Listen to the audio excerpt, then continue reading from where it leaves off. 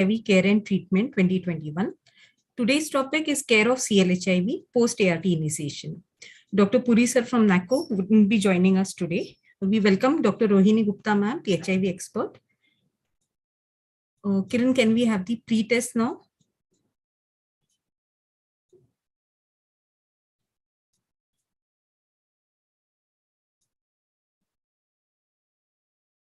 The pre-test questions are now available on your screen. Please scroll through the questions. There are 5 questions in all. Please choose the correct answer. Kindly note, the pre-test and the post-test is linked to your attendance. So please attend the whole session and attempt the post-test at the end of the session.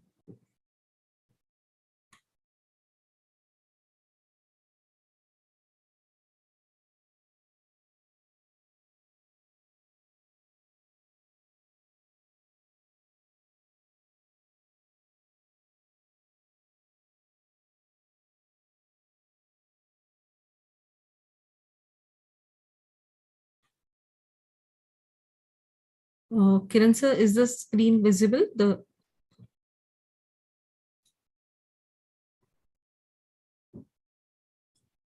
Just went off. Kiran sir, can you please try to relaunch it?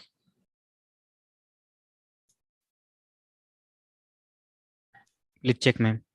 Yeah, it is visible now.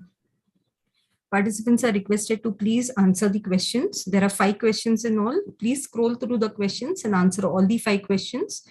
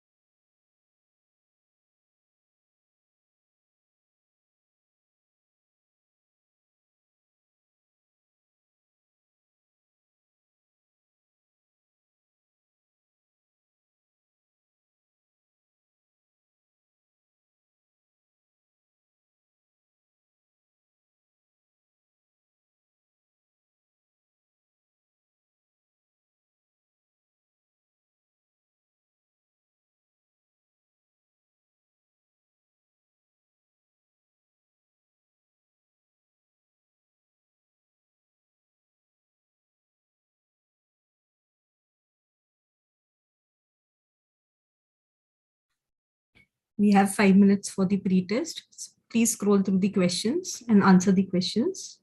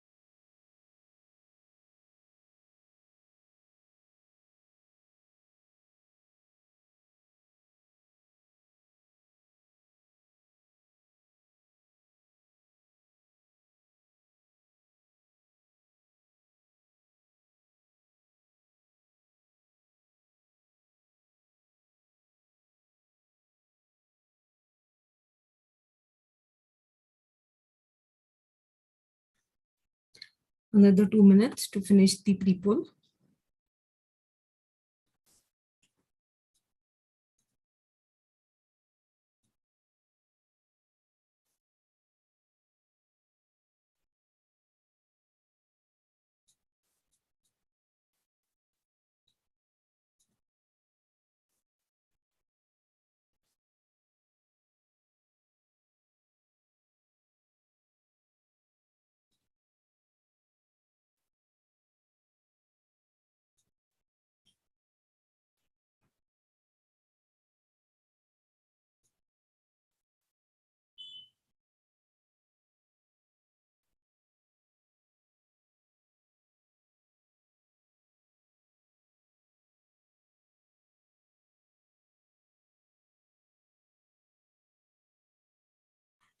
Kiran sir, we can end the e-poll now. Thank you to all the participants for attempting the pre-poll.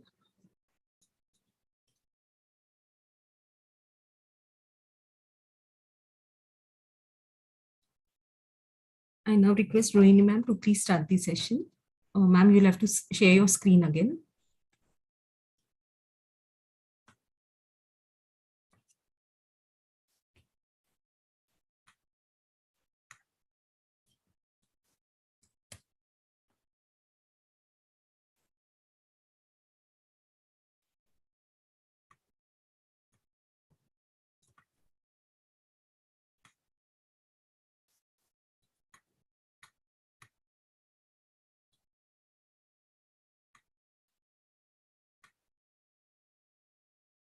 Rohini ma'am, yes, the screen is visible, ma'am.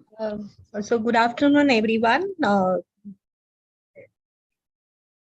Shweta, Dr. Puri? Puri sir is not joining today, ma'am. Okay, He's not available. Okay. So thank you, Shweta, and good afternoon, everyone. Am I audible? First, tell me. Yes, ma'am. Okay. So today we will be talking about chapter 3.4, that is care of a CLHIV, a child living with HIV, monitoring after ART initiation. So I would be, it's going to be an interactive session where we would be having case scenarios and would like you to keep giving answers in the chat box. Okay. And you can add some questions also if you don't understand, which we can discuss later. So let's go ahead. So what are the session objectives? Basically, we would like you to understand what are the components and objectives of post-ART care in CLHIV. What are the factors which we need to monitor after ART initiation in our CLHIV? What are the ARV adverse effects which can occur, and what is its management? And drug substitution, which is a very important topic. So what are the objectives of post-ART care in CLHIV? One is to ensure safety of the CLHIV while on ART, because we are giving so many drugs in these children who are living with HIV. So we need to ensure that they remain safe. To optimize the benefits of ART, to monitor the response of ART, is the ART being effective? And the most important is to look for treatment failure and other comorbidities or co-infections which may be coming while the patient is on ART. So what happens in the first 6 months after ART initiation in a child who's living with HIV? First thing which happens is viral suppression. That is, the HIV viral count goes down. Second is, as an effect of viral suppression, there is clinical and immunological improvement. As a consequence of this, there's improvement in the quality of life, and the child doesn't get infections. So there is decrease in morbidity and mortality. But these are the positives. What more can happen? Certain opportunistic infections can occur. Why this happens? And what is called immune reconstitution inflammatory syndrome, which I'll be referring as IRIS, may develop. So what happens is when we start ART, the viral suppression goes down, the CD4 counts increase, the immunity of the child, which was reduced because of the HIV virus, starts building up. As a consequence of this immune reconstitution, certain organisms or germs which were present in the body but were not manifesting their signs and symptoms will start showing their signs and symptoms. And this is called immune reconstitution inflammatory syndrome. And early adverse drug reactions such as drug hypersensitivity and other reactions may occur. So what are the parameters which we need to monitor so that we achieve these objectives which we've just discussed? One is response to therapy. So how do we monitor response to therapy? We do weight, take the weight of the child and do T staging. Now, what is this T staging? We keep talking about T staging, but what is T staging? So we do a WHO clinical staging in the child before we start ART. Say the child has got pulmonary TB and the clinical stage of that child is clinical stage 3. Once we have started ART, first the child will be put on ATT. Thereafter, the child will be put on antiretroviral therapy. The next visit, when you evaluate the child, we'll also be evaluating what is its clinical staging. And that clinical staging after ART initiation or after treatment is called T staging. That is the treatment clinical staging of WHO. Drug adherence, very important. We must monitor drug adherence that is directly going to be giving an evidence of response to therapy. Non-adherent children will not have good viral suppression. And response to therapy, rise in CD4 and a fall in the viral load. What is IRIS? As I spoke to you, that new infections may come up, and the commonest infection which may come up or manifest after ART initiation is tuberculosis. So 4S screening for TB is very important. Plus, we must have close clinical monitoring for opportunistic infections in the first 6 months of life. ADRs, what are the symptoms which we must look for? The parents are not going to say this is a drug reaction. They are going to be telling you about symptoms. So what are the symptoms we must monitor or look for or ask is for rash, any jaundice, any vomiting, decreased urine output, swelling of the feet or pedal edema, and regular lab monitoring for drug toxicity. Treatment failure is another thing which we must monitor while the patient is on ART. And this we do by doing a viral load monitoring and a CD4 monitoring. I'll be discussing further in the next slides. What is the effect of ART on? So we have, if you go back to this table,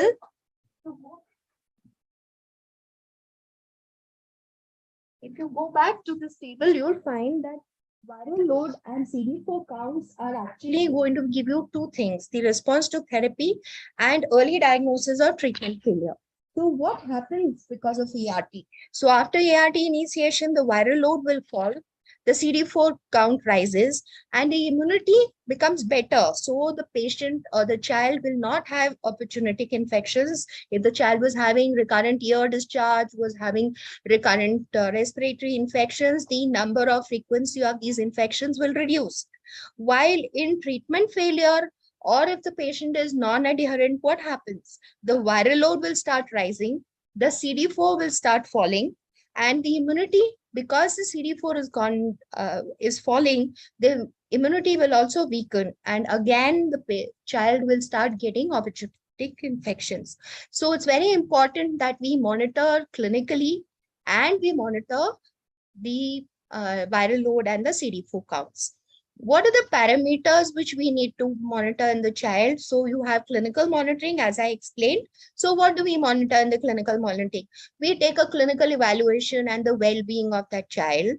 We ask the parents or the caregiver about any new clinical event which may have occurred. This new clinical event could be IRIS, it could be an adverse drug reaction, it could be an opportunistic infection. So every time after ART initiation, when you follow up these children, you must ask the caregiver, कुछ नया हुआ है क्या? कुछ नए symptoms आए हैं क्या? कोई नई तकलीफें आई हैं क्या? This is very important. 4S screening for TB, all of us know that 4S screening for TB is very important. Every visit the child comes to the ART center. Treatment adherence is very important. We must find out about treatment adherence. I'll discuss it more in the next slides. Adverse drug reactions, we'll be talking about it in detail. Lab monitoring is important. What does lab monitoring help? It helps us to find out if there's any ARV related toxicities. Certain drug toxicities may be asymptomatic, they may not have any symptoms, but the lab reports will show that yes, there are some derangements in the liver function tests or renal function tests or the complete blood count. Intercurrent illnesses like jaundice because of hepatitis due to other causes, and this could also occur.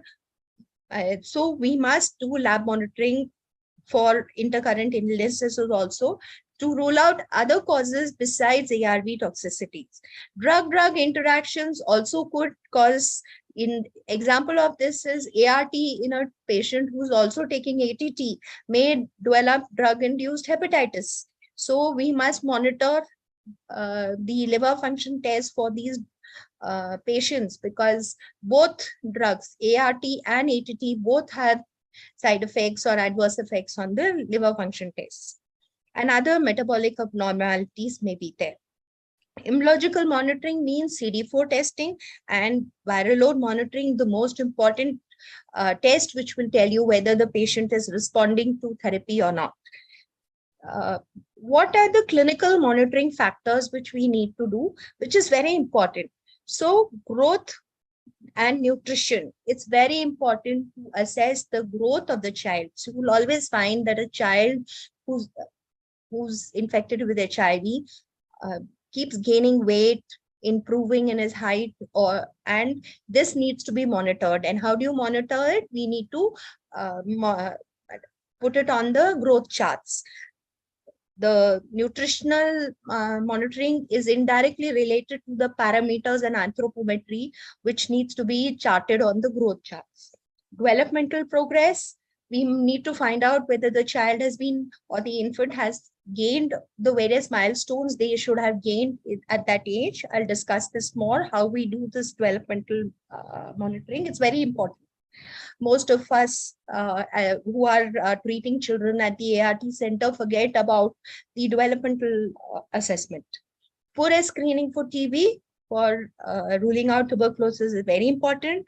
We need to do a clinical monitoring for OIs. We need to do the T staging, which I explained is the staging after treatment for HIV has been started.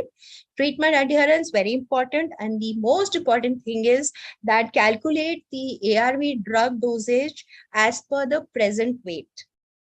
Children after starting ART are going to keep gaining weight. So the drug dosage needs to be modified as per the present weight, and we need to be continuously referring to the pediatric dosage chart. Please do not learn the dosage chart by heart.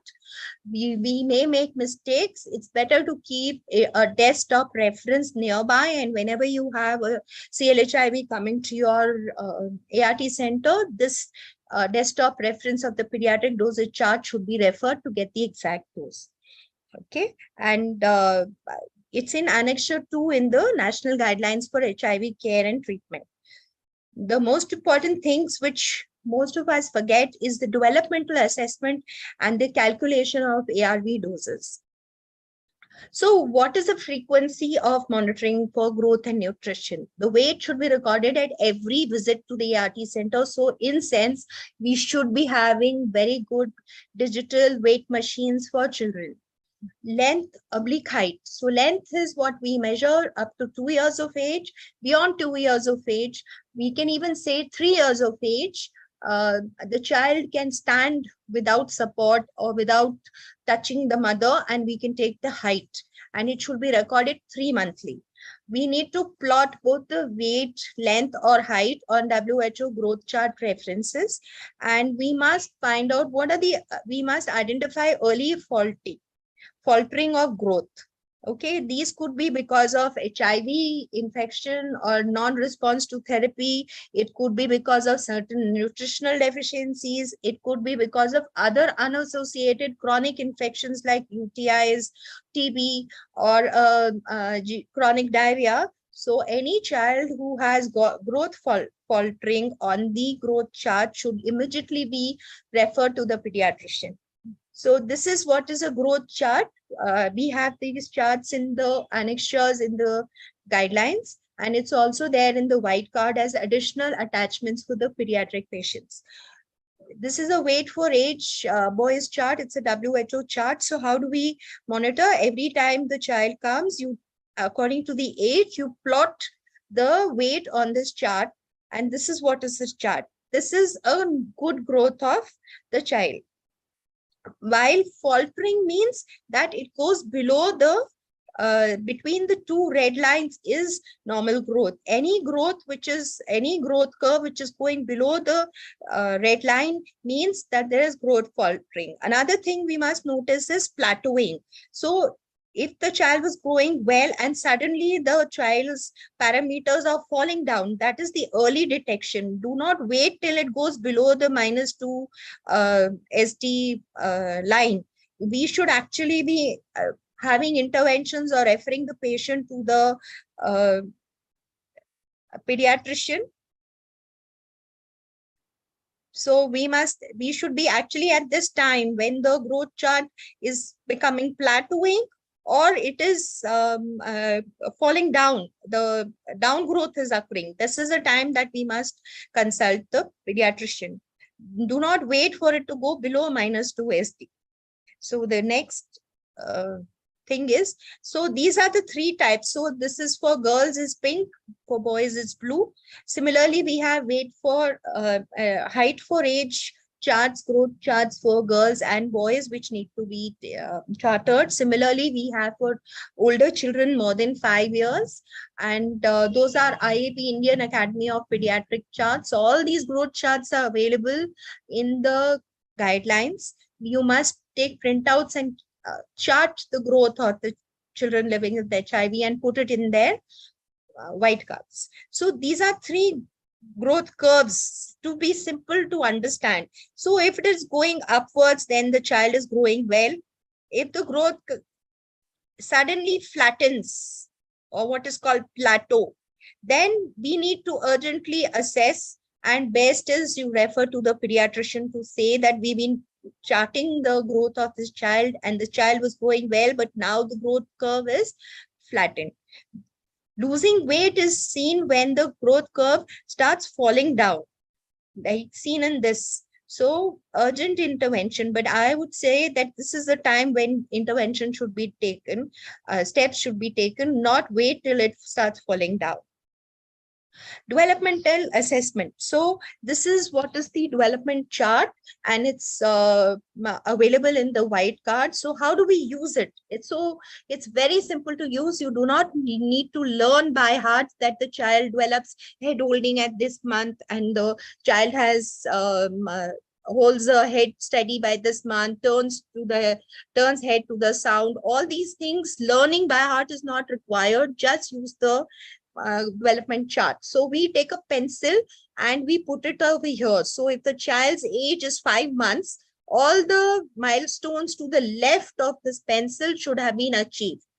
Similarly, if the child is of 8 months of age, then all the milestones to the left of this pencil should have been achieved. So whatever is the age, you hold a pencil on top of this chart and ask the mother or the caregiver whether the child, so if it is 8 months of age, the child should have achieved social smile, the eye should follow the pencil, the should be able to hold head steady.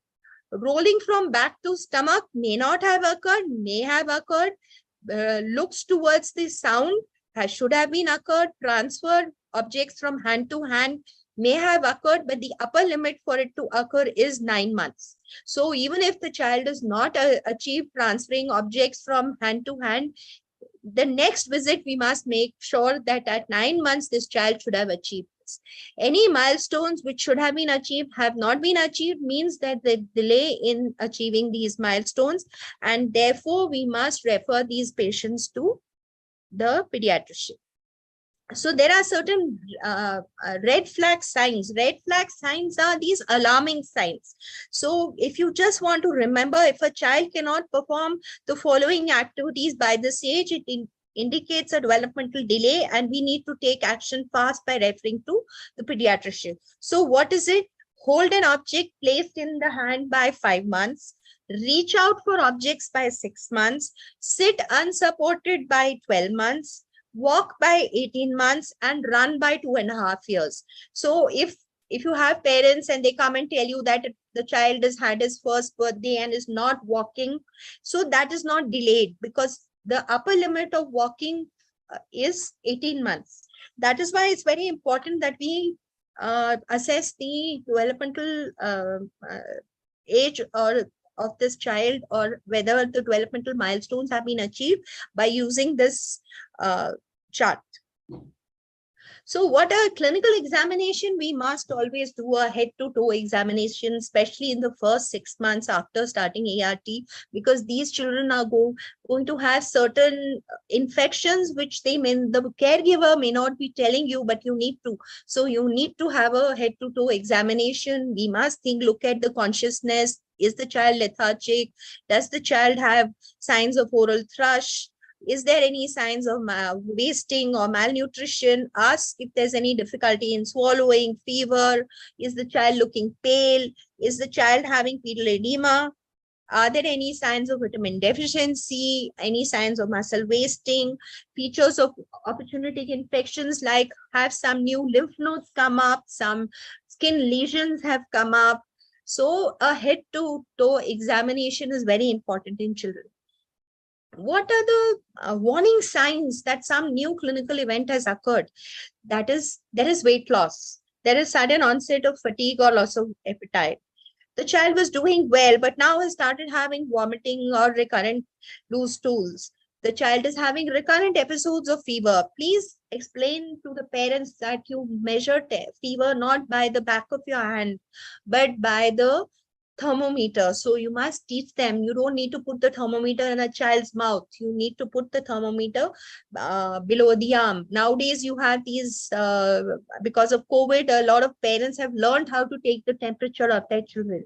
But otherwise, if they have a normal mercury thermometer, they can put it in the armpit, keep it for 5 minutes, and then see what is the temperature. Definition of fever is anything more than 100 degrees Fahrenheit means it's fever. Recurrent adherence issues, that is, the child is not taking the pills properly. There must be some reason why the child is not taking properly. To share an example, the child was vomiting and recurrently vomiting, and the mother was forcing the child to take the medicines. And because the child was vomiting, the pills, mother was scared that I'll again give the pills so the vomiting will continue. Actually, the vomiting was because of an adverse reaction. So adherence may be faltering because there are side effects to the drugs. So we need to counsel the parents that if there are any side effects, please tell us. Don't stop the medicines. Don't assume that the vomiting is because of the medicine, or we must stop the medicine, the vomiting will stop. It is not that. We continue the medicine and report to the doctor that the child is vomiting. What should I do? That is more important. So recurrent adherence issues could be occurring due to side effects.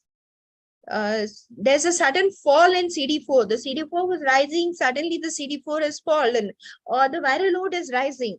And if there are new neurological signs, or there's jaundice, or there is the child previously had neurological signs or had weakness in some part of the body, but those signs are deteriorating. There is neurological deterioration in the child, or increasing jaundice may also have been there. So these are signs which alarm should be told to the parents that if any of these happen, you should bring the child immediately to the ART center.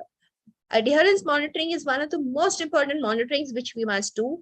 It's going to be difficult for a child to learn to take medicine. So treatment preparedness of children living with HIV are very important. We prepare the caregiver, we prepare the child. You already have been taught how to do this in the previous talk, so I will not repeat it. But remember that we must talk about reminders. And also we can actually get the child involved in their own treatment by drawing something or coloring something, saying, I've taken the morning pill, I've colored this, I've taken the evening pill, I've colored this. That's important. The Now let's do a case scenario. 8-year-old girl who was on ALD has come for pill pickup. Her weight is 22 kg. So she's on ALD regimen. That means she'll be taking pediatric abacavir lamivudine FDC plus a dolutegravir 50 milligram tablet. Her father asked the doctor why has her CD4 fallen and why is the viral load report become 10,000 copies. As per her father, her grandmother is giving her pills regularly. She doesn't have a mother, so the grandmother is looking after. Father comes to pick up the medicines. On inquiring, the child told the doctor that she's taking 2.5 tablets of pediatric AL 60/30 twice a day. Now, what has happened? Can somebody just tell me what has happened? And if whatever has happened, how do we take steps to avoid this situation? Can anybody put in the chat box, or should I go ahead? I'll just wait for 10 seconds for some answers.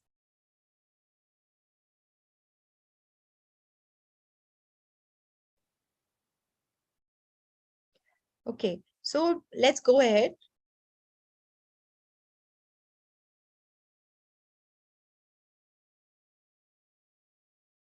So what should be the dosage chart or dosage of the tablets at 22 kgs? If we look at abacavir 60/30, it should be 3 morning, 3 evening between 20 to 24.9. So this child is not taking adequate dosage of the tablet abacavir lamivudine pediatric, and hence the viral suppression is not going on because there's no adequate ARV drug dosage, and which is required for viral suppression. That is why her viral load is high. She's not got treatment failure. It is not treatment failure. It is the tablet dosage is incorrect. But for DTG, if you're talking, it will be in the next chart. Similarly, whenever your child comes, you must reconfirm that the child is taking the correct dosage by looking at the dosage chart. The doctor may have prescribed something, but actually the child is taking something else. This is very common and we must look for it. So the issue is the wrong dosage of AL pediatric. Dosage at 22 kg should be 3 tablets twice a day. Because it's inadequate dosage, viral suppression hasn't come. What happened? When her weight had become 20 kgs, the tablets had increased to 3 tablets twice a day. But that increase was not reinforced to the father or the caregiver, that is the grandmother. Hence, the ART was not effective when causing viral suppression. So what are the steps to avoid this occurring? At every visit, check the body weight of CLHIV. Drug dosage have to be modified according to the change in body weight. Please check the pediatric dosage chart the way I check the dosage chart. Yes, thank you. I got answers as less dosage, so I'm very happy you recognize this. Now in future, please refer to the dosage chart and see whether actually the child is taking the correct dosage or not. And every time the dosage is changed or the regimen is changed or the formulation is changed from pediatric formulation of the drugs, we are going to adult formulations.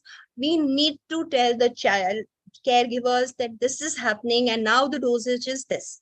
At every visit, the counselor should also speak to the child, not only to the caregiver, the child also, and ask the child. So many times it happens that the child is told, take your medicine from the tablet, and the caregiver is not aware how many tablets is taking. So it's also important to ask the child how many tablets is the child taking.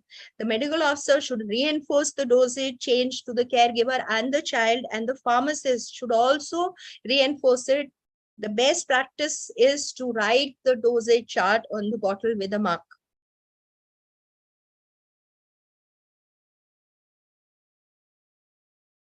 So, what is adherence fatigue?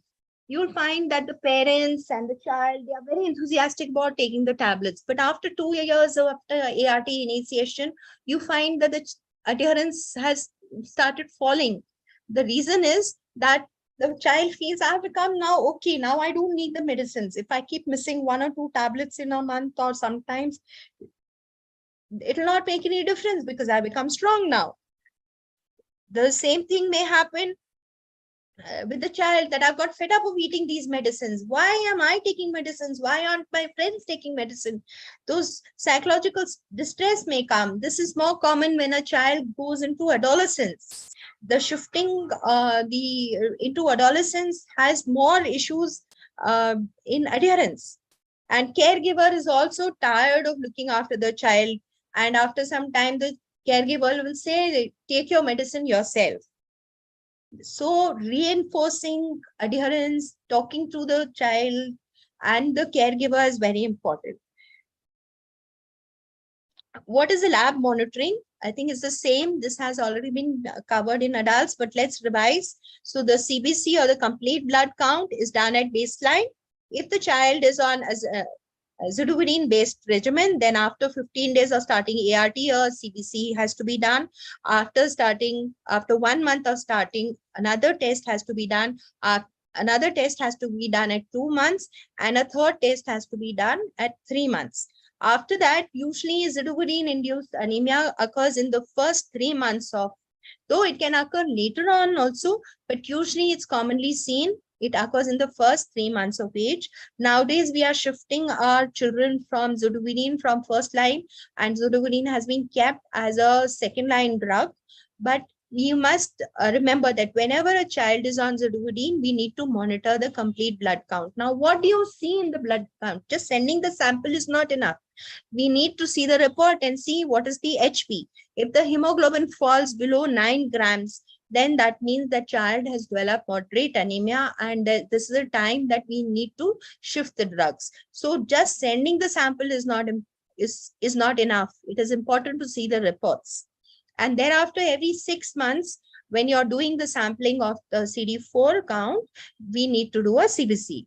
Blood urea and serum creatinine is to be done at baseline and at 6 monthly. Creatinine is especially to be done if you're going to be starting on a tenofovir-based regimen.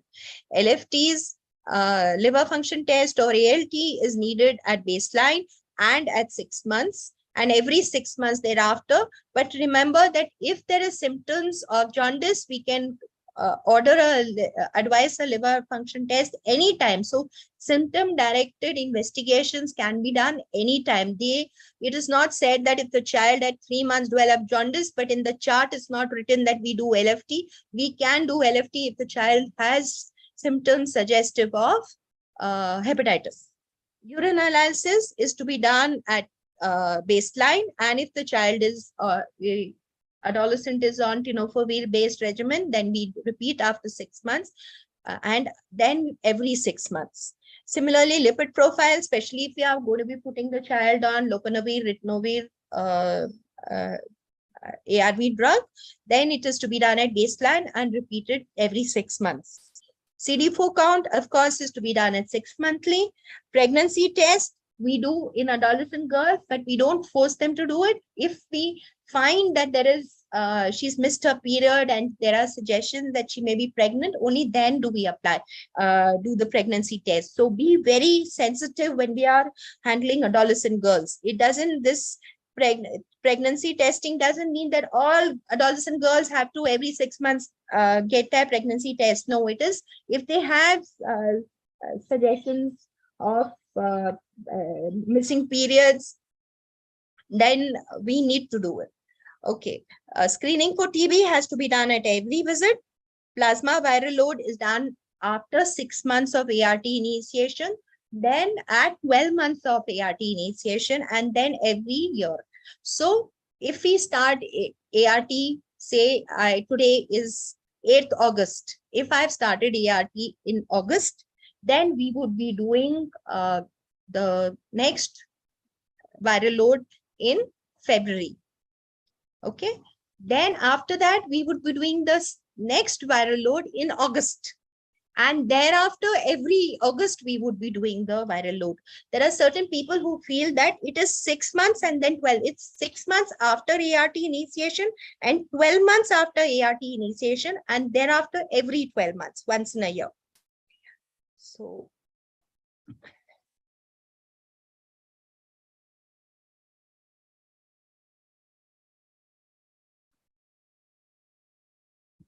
There is a footnote in the thing which most of us do not read. It's very important to read this footnote. I have covered this, that other symptom directed tests can be done and don't need to be restricted only by the chart which is given. If the child is having some symptoms suggestive, we need to do those investigations. ALT at baseline is to rule out if there is any liver impairment, and children who have more than 5 times the upper limit should have their Hep B, Hep C and other investigations for other hepatic diseases. For hepatitis B and C co-infected patients, 3-monthly LFT is recommended. So it is important that especially in the family, if their parents, one of the parents has hepatitis B or C, it's important that we test the children also at baseline for hepatitis B and C. If we have adolescents who are IV drug users, it's important to rule out hepatitis B and C. And if either of the tests come positive for hepatitis B virus or hepatitis C infection, then 3-monthly LFT has to be done in these patients. And other investigations to rule out chronic active hepatitis, they should be referred to the hepatitis treatment centers, which are there in most of the district hospitals. For children who have been started on a protease inhibitor or a DTG-based regimen, a baseline blood sugar, LFT, and a lipid profile has to be done at baseline and needs to be repeated every 6 months. Cd4% is to be monitored in all children less than 5 years, because that is a better indicator than the CD4 count. Beyond 5 years is the CD4 count. So now there are going to be lots of questions. Where do you get the CD4%? Most of the latest CD4 machines give you the CD4%. The point of care machines also give the CD4%. It's only that the lab technician does not tell you what is a CD4%. So please speak to your lab technician and tell them that for children, I would like, especially those who are less than 5 years, I would like to, along with the CD4 count, I would like to know what is the CD4%. As I told you about pregnancy tests, we need to be very sensitive about it, especially when we are dealing with adolescent girls. And TB screening, if we have any of the symptoms or presumptive TB diagnosis, then we need to do other tests for tuberculosis. Now, there's another case scenario. So there's Master J has taken 6 months of ART, underwent a viral load testing on 2nd September. Plasma viral load was TND, that is target not detected. So what will you explain to the patient and caregiver? So I will explain, and this is how you must explain to the parents or the caregiver. ART is working, but ART needs to be continued lifelong. The report saying target not detected doesn't mean that the virus has died or has been killed. The viral load is undetectable in the blood, but the virus has migrated and gone and is sitting, sleeping somewhere in various parts of the body. These parts of the body are liver, bone, brain, lymph nodes. If you stop the medicine, the virus will wake up and come back in the blood and make more viruses, and the viral load will increase. And you must appreciate the child, and you may give some stars on the hand like a teacher gives when the child performs well, because this child has achieved viral suppression, and they should continue the treatment adherence, 100% treatment adherence as they were doing till now. So that's very important. What will be the date of the next viral load report? So the first report testing was done on 2nd September. So what will be the date of the viral load report? It will be March. Next viral load report after 6 months, that is 12 months of ART initiation. So it will be first week of March. And thereafter, every March, the patient would be would need to undergo a viral load testing. So this is just a synopsis of what 3 types of viral load reports you can be getting. One viral load report is more than 1,000 copies. That means the virus is not suppressed. Either means that the child is not taking medicine properly, or the ART drugs are not effective. It's treatment failure. Viral load less than 1,000 copies means the virus is suppressed, ART is working, continue the same regimen, appreciate the child and the caregiver, they are doing well. Undetectable or target not detectable, detected means that the HIV virus is still there, but it is sleeping in the various reservoirs, and we need to continue the same medication. Another case scenario, 12-year-old Master K, a CLHIV, has been on ART since 3 years.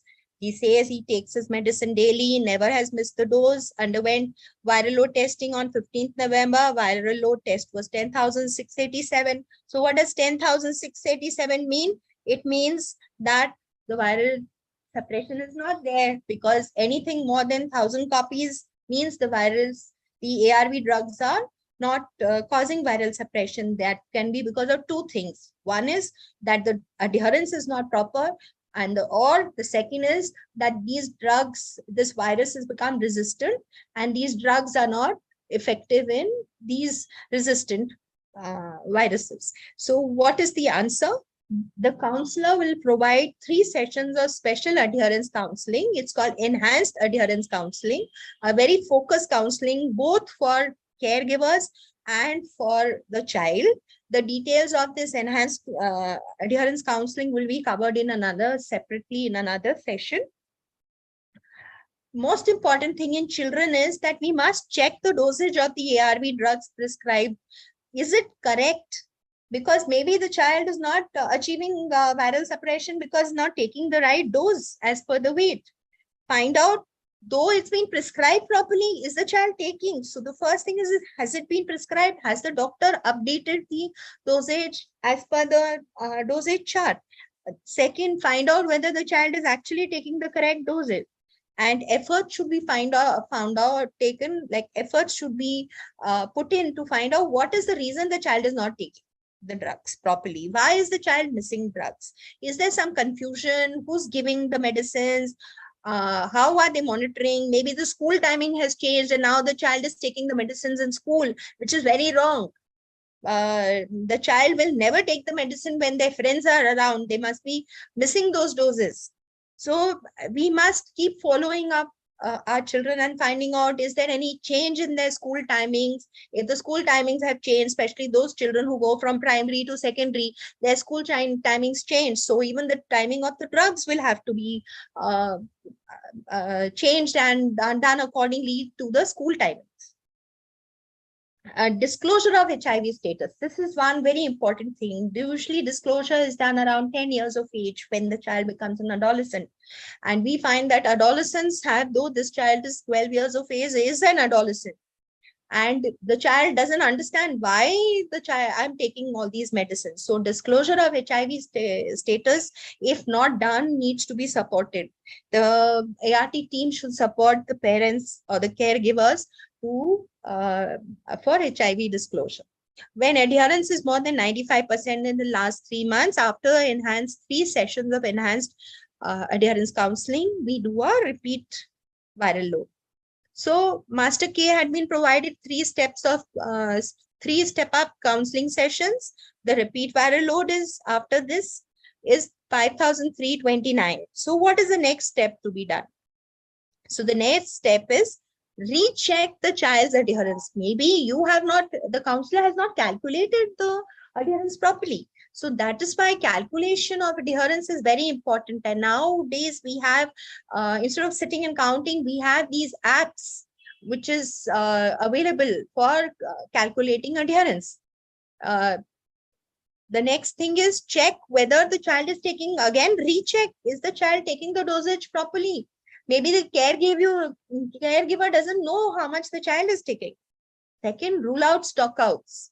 If the child is on ALD and if DTG is stock out, then the child will never achieve viral suppression because the child actually is on 2 drugs.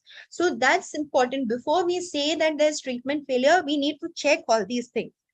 And if all the above have been excluded, that there was no stock out, the child was getting the drugs properly, the child is taking the drugs properly, the adherence has been more than 95%, and now even after enhanced adherence counseling, the viral load is more than 1,000 copies, then this child has got treatment failure and needs to be referred to the State AIDS Clinical Expert Panel, which in short form's name is SASEP. What is immunovirological discordance? So immuno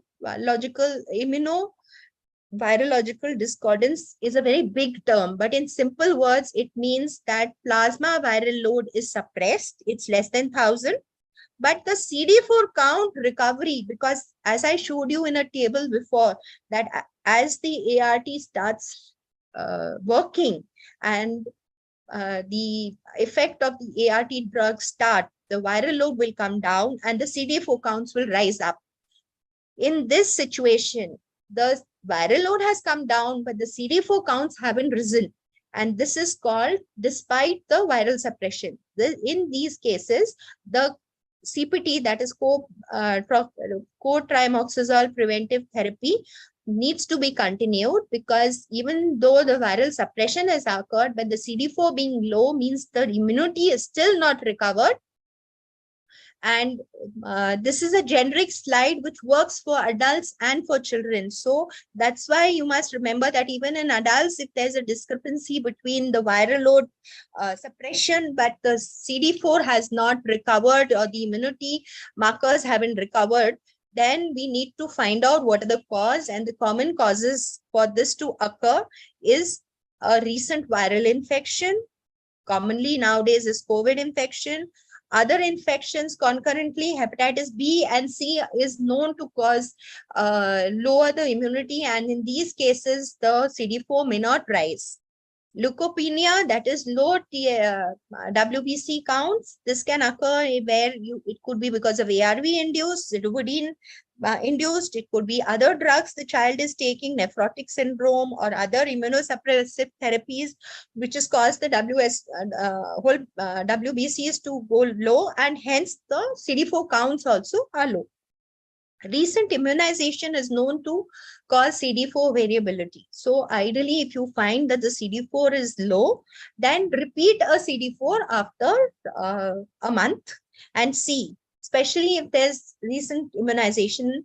That is, nowadays we have the normal immunization the child is taking, normal immunization schedule, or maybe is taking the flu vaccine or is taking the COVID vaccines. So these are possibilities. Then in adults, it could be a co-infection with HIV-1 and HIV-2. So the HIV-1 virus is suppressed, but the HIV-2 virus is not suppressed, and that is marked by the low CD4 count. So remember that any patient who has immunovirological discordance should be referred to the SASEP, maybe by e-referral, and an opinion should be taken.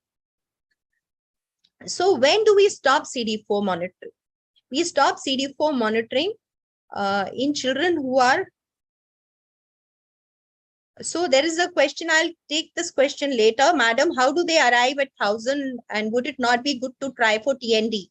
Yes, ideal situation is TND, but it has been noticed that a viral suppression of less than 1,000 is a good ART response, and hence we have taken that as an ART response. Ideally, the U equal to U, that is undetectable is equal to untransmittable. In that we aim for TND, and that is what we need the pregnant women to think about. If they don't want to transfer or transmit the HIV virus to the babies, then they should talk about undetectable levels. But for looking at the response to ART, if it's a good response to ART and we have an indication that it is less than 1,000, means these ART drugs are working. The 1,000 number is for detecting treatment failure. I hope I've answered your question. So CD4 monitoring can be stopped in children more than 5 years of age if the CD4 count is more than 350, if the viral load is less than 1,000 copies, and when both these tests are conducted at the same time. Sometimes it happens that they are not conducted at the same time. So at least the viral load and CD4 counts are in the last month, shouldn't have more than 1 month's difference between the two tests. CD4 monitoring, remember, should be restarted. It is not that once this has been achieved, you never do CD4 monitoring in that child or after that. No. If there is treatment failure, that is, if the viral load is more than 1,000 copies, or we have suspect a clinical failure, the child has developed an OI, which is clinical stage 4 OI, something like disseminated TB or cryptococcal meningitis, All these things indicate a virological failure. We need to restart CD4 monitoring, and most probably the CD4 will be low and CPT has to be restarted. So CD4 monitoring and CPT go hand in hand. Especially when you're switching a regimen, we need to do CD4 monitoring, as we need to know along whether CPT needs to be given or not. So remember that CPT, that is co-trimoxazole preventive therapy, is determined by CD4 counts and not by viral suppression. Okay, viral loads will not tell you whether CPT has to be stopped or CPT has to be continued. See, the decision of stopping CPT or restarting CPT is based on CD4 counts, and up to 5 years of age, irrespective of the CD4 counts, all children have to be given CPT. So those children who are more than 5 years of age, their criteria of stopping CPT is already been discussed previously. But about the CD4 monitoring, their CD4 monitoring beyond 5 years of age can be stopped if it is more than 350 and the child is also virally suppressed.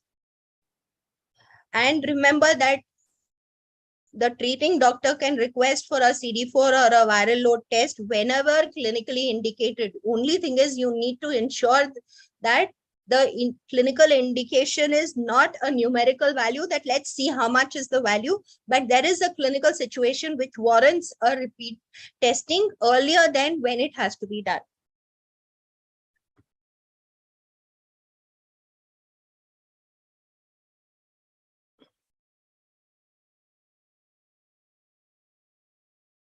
So let's just recap what is to be done. So I've just gone through the whole thing of what is the clinical monitoring, what is adherence monitoring, what is the other monitorings, lab monitoring. So let's see, if a child is started on ART and now the child presents for his first visit after ART initiation, first follow-up visit. So what do? We ask the parents for any history of any new clinical event. Please ask, that's the first question. How have you been? Anything new has occurred? Please share with us. Okay.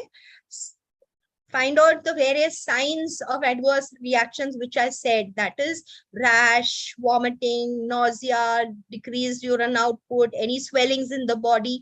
These are questions which you need to ask the parents. So you need to find out all the clinical monitoring signs, which I told you. You need to be putting it by asking questions in the history. Then we need to assess growth and nutrition. I've already explained to you weight and height or length if it's a small child less than 2 years of age. So head circumference if it's a child, if it's an HIV exposed baby, then we need to do the head circumference also. You need to assess the nutrition by finding out what all is the child eating, is the child adequately eating or not, any issues in the nutritional intake of the child which the mother would like to share. This will be covered in detail in the chapter on nutrition, so I will not spend time on this. We need to do a head-to-toe examination and also symptom-directed. Now, if the child is, anyway, we are going to do a head-to-toe examination, but if the mother says that the child has got rashes or boils or ear discharge, you need to look at the ear and see what is the reason for the ear discharge. Is it infective or is got injured? So both the head-to-toe examination plus symptom-directed, and we need to assess the CNS to look for signs of encephalopathy, especially in children less than 3 years of age. Assess the development progress. As I told you, that development assessment according to that chart is very easy to do. Red flag signs can be put up on your as a desktop reference. And if you find that there is developmental delay, please refer to the pediatrician. Identify OIs by doing a 4S screening.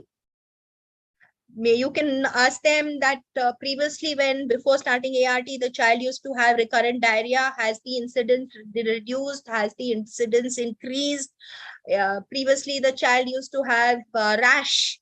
PPE is very common, which gets resolved as soon as you start ART.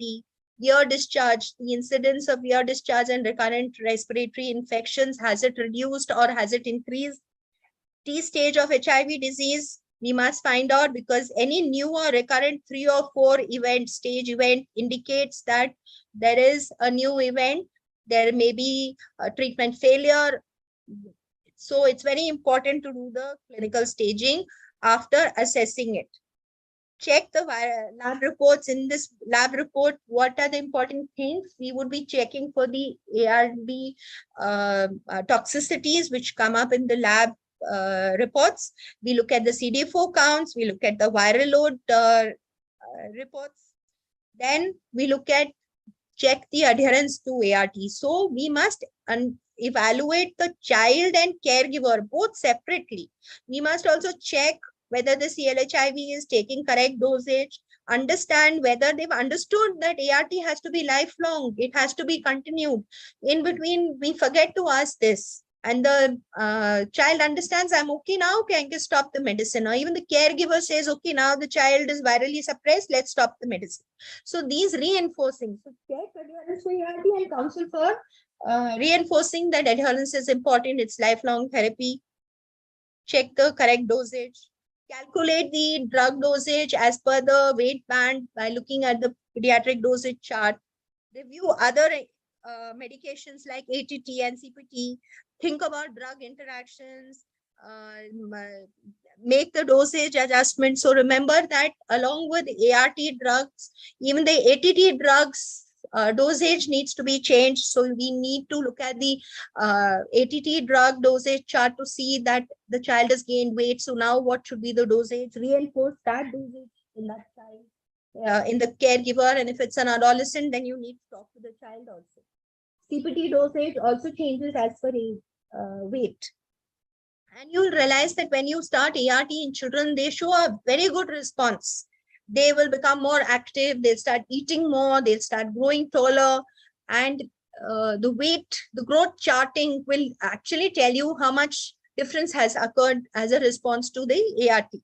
And hence, it's very important because weight gain will increase. So it's very important to change all the drug dosage.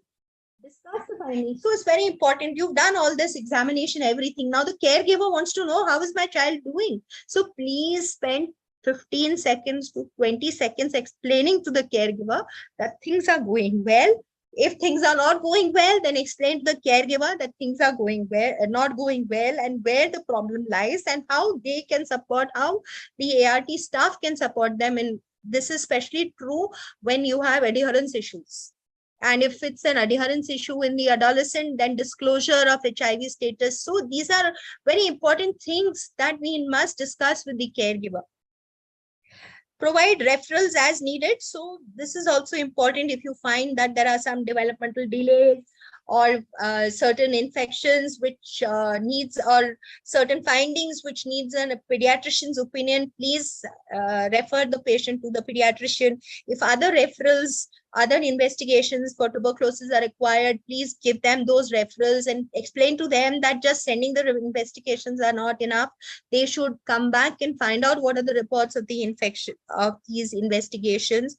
They need to follow up. It shouldn't happen that they give the investigations and come after 1 month when they come to pick up the ARV drugs. There's lots of time in that. So whenever you're giving any referrals or the ART team is advising any referrals, especially the staff nurse, needs to be aware that we need to counsel them that you're giving the test, please find out what is the report. If you can't come, at least call up on phone and find out what are the reports. Don't wait for the next visit for the ARV drugs to come back to find out whatever investigation reports are there. Next is advise and guide. So this is very important. Reinforce that ART adherence is important. Nutritional counseling. The child is gaining weight. The mother is going to say, the child is always hungry. How do I increase the appetite? Not appetite. How do I increase the intake? What things should I give? Which are things which are going to be good for this child who's growing well now? You need to tell them about warning signs. That if these signs happen, those warning signs which we told, even the caregiver should be aware that if any of these happen, we need to rush the child to the doctor because these are side effects or these are signs which need immediate attention.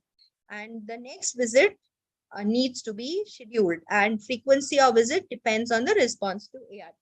And that is why the next slide is on definition of stable child. So what is stable child? the thing is that our aim is that we follow up our children, we counsel them, and we encourage the caregivers so that the child can reach the definition of fit into the criteria of a stable child. So children less than 2 years till their diagnosis, especially those who are HIV exposed, till their confirmation of the HIV infection is not done, we would like them to be under follow-up. Beyond 2 years to 10 years of age, these children between 2 years to 10 years of age are growing. They need monitoring. And when you find that they fit into the stable criteria, they can be given MMDs, that is multi-month dispensations, or they can be linked to the link ART center where their parents are linked. Because sometimes it happens that the parents take their medicines, they become stabler faster than children become stable. So they are shifted to the link ART center, and the father brings or the mother brings the child every month here.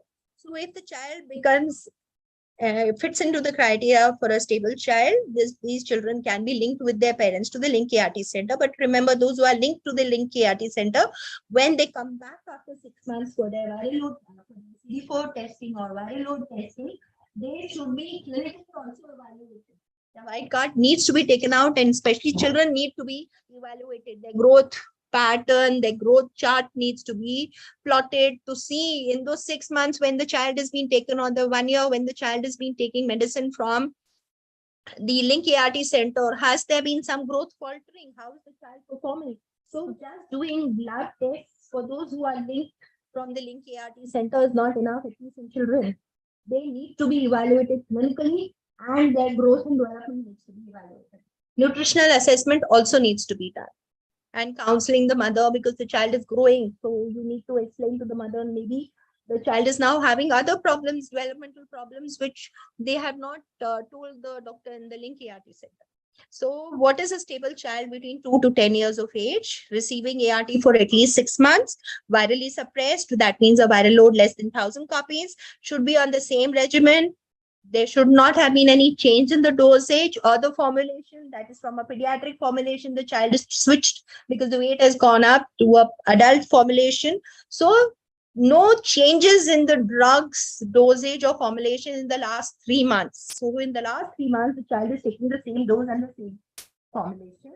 Should not have any active illness or medical condition that requires further management. That is, the child should not have any other chronic illnesses like congenital heart disease or nephrotic syndrome, asthma, which needs a follow-up. Anyway, the child will be coming, and which may affect the thing. A TB patient will not be stable because the child will be on ATT, will require monitoring. So these are things that we need to be sure that the child doesn't have any active illness or medical condition which requires further management. Treatment adherence, as we said, should be more than 95% in each of the last 3 months.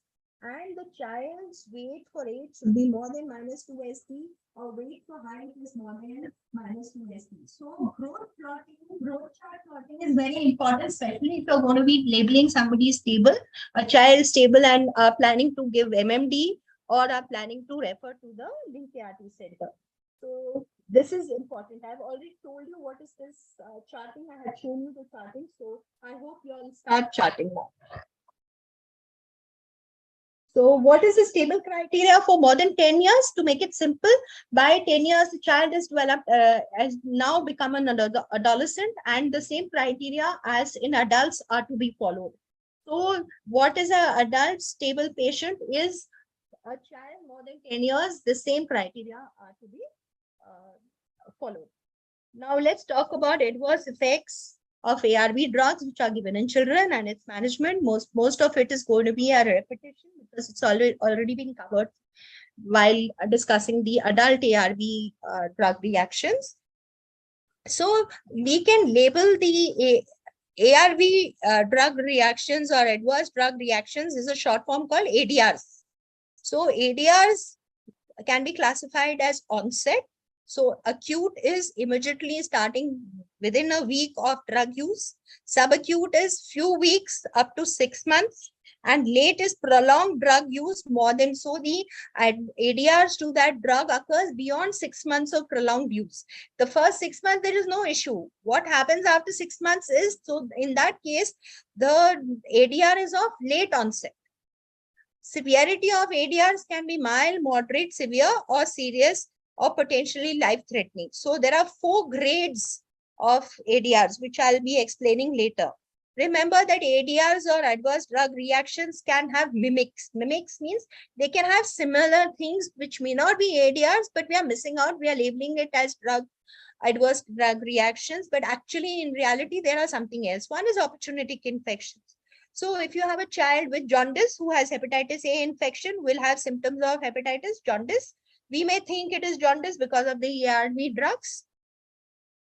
Malaria in a child living with HIV with severe anemia, we may think the anemia is because of the ARV drugs. So it is important to rule out opportunistic infections before labeling the child to be having ADRs. Other common childhood diseases now, like nephrotic syndrome, where the child is having oliguria, is having fetal edema, swelling of the body. This could be a sign which is seen because of nephrotoxicity of due to ARV drugs also. So we need to rule out whether it is actually nephrotic syndrome because of, or is it nephrotoxicity because of the ARV drugs or the ART drugs, the Childistic. Complications of HIV infection, commonest example is HIV encephalopathy. HIV encephalopathy can be mistaken as that the child is having, is drowsy, is become lethargic. That could be part of the mother thinking that it is the ART drugs which are causing it. Actually, the child is having HIV encephalopathy. Iris. Iris is very important, should be differentiated from ADRs. And reactions to concomitant medications like ATT. So INH-induced hepatitis in a CLHIV on treatment for TB could could mimic what is jaundice in because of ART drugs. Rash induced by cotrimoxazole could be a rash because of nevirapine, or a rash because of zidovudine, or a rash because of dolutegravir. So we need to differentiate these things before we label it as an ADR. So let's have a case scenario here. Would like you, I'll give 10 seconds for you all to answer in the chat box. So PQR is an 8-year-old child, started on ALD. ALD means the child is going to be taking abacavir, lamivudine plus dolutegravir tablets separately. He was asymptomatic at the time of initiation with CD4, count of 145. Now, after starting ART and after the 3 months of ART, suddenly the child has developed high-grade fever, severe headache, nausea, and projectile vomiting. Admitted in civil hospital where HB was 11.5, CD4 was 325, and the CSF positive for India Inc. preparation. Now, India Inc. preparation means what? That this child has got cryptococcal meningitis. So what is happened in this child? Does the child have a treatment failure? Does the child have iris? Does the child have ADR? Or none of these answers? So just please put it in the chat box, your options.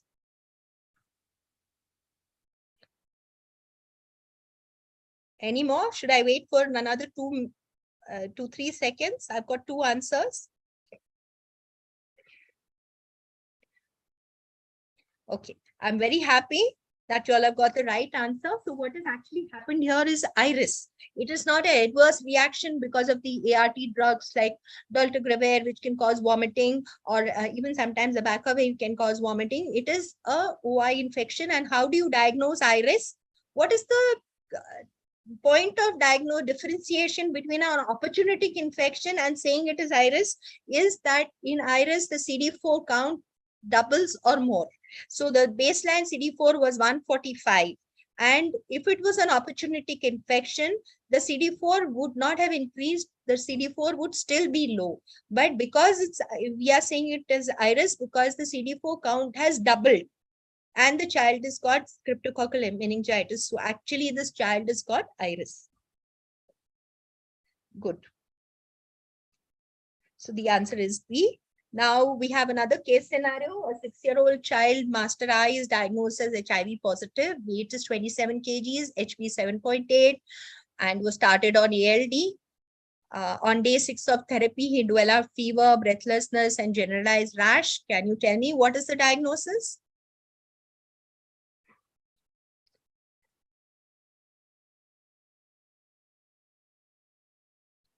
I would like to put this thing of abacavir toxicity, because abacavir hypersensitivity is what I would be talking about. Okay, so PCP is more of infection which may occur with fever and breathlessness, fine. But I would first put the first diagnosis I would like to rule out is abacavir hypersensitivity. Now, what is the immediate management? You must admit this child and stop. If you're thinking of abacavir hypersensitivity, you must stop all drugs. Now, to differentiate between abacavir hypersensitivity and PCP pneumonia, a clinical examination will help you out. Whether it is PCP pneumonia, the child would have signs of severe distress, pneumonia, the SpO2 would be reduced. Ruling out an OI would help. So that is why it's important that before you diagnose as an ADR, you must rule out an opportunistic infection, rule out iris, rule out some other, some other is this because of co-trimoxazole CPT? No, it would not be because of CPT, because if CPT had been started, it would have been started before the child would have been started on ART.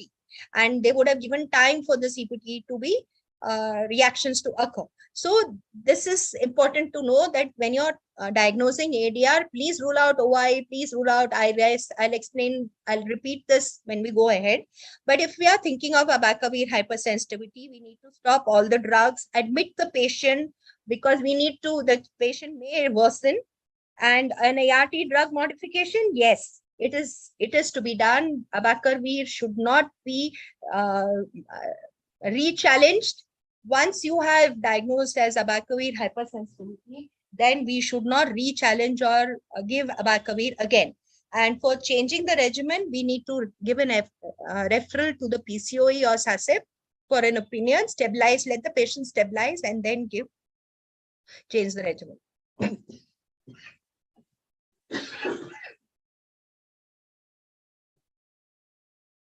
Sorry.